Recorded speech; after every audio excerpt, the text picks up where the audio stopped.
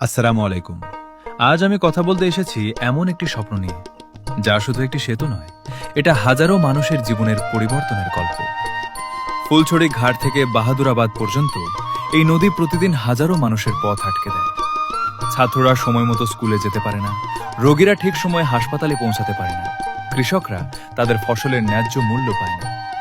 একটু চিন্তা করুন, যদি এখানে একটি সেতু থাকতো, তাহলে আর ঘন্টার পর ঘন্টা নৌকার জন্য অপেক্ষা করতে হতো না, ঝুঁকি নিয়ে নদী পার হতে হতো না।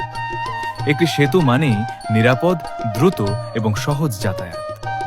বর্তমানে উত্তরবঙ্গ থেকে ঢাকা বা চট্টগ্রাম যেতে 6 থেকে 10 ঘন্টা পর্যন্ত সময় লেগে যায়, কিন্তু এই সেতু নির্মাণ হলে এই সময় কমে আসবে প্রায় 2 থেকে 4 ঘন্টায়। ভাবুন তো, কত সময় বাঁচবে, কত জীবন সহজ হবে। এই সেতু হলে সরাসরি উপকৃত হবে গাইবান্ধা, জামালপুর, কুড়িগ্রাম, রংপুর সহ উত্তরবঙ্গের অনেক জেলা। ঢাকা, ময়মনসিংহ, চট্টগ্রামের সাথে যোগাযোগ হবে আরও দ্রুত ও শক্তিশালী। ব্যবসা বাণিজ্য বাড়বে, নতুন কর্মসংস্থান তৈরি হবে।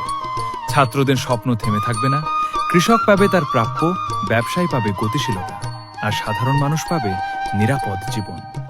কিন্তু দুঃখজনক হলেও সত্য, এই সেতুর কথা আজকের নয়, অনেক বছর ধরে, প্রায় 2000 সালের পর থেকেই এই দাবির কথা উঠে আসছে।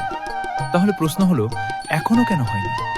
উত্তর একটাই, আমাদের সবাইকে এক হতে হবে। আমাদের দাবি আমাদেরই তুলতে হবে। আজ সময় এসেছে জেগে ওঠার, সময় এসেছে একসাথে বলার, আমাদের সেতু চাই। ধন্যবাদ সবাইকে। আসুন এই স্বপ্নকে বাস্তবে রূপ দিই।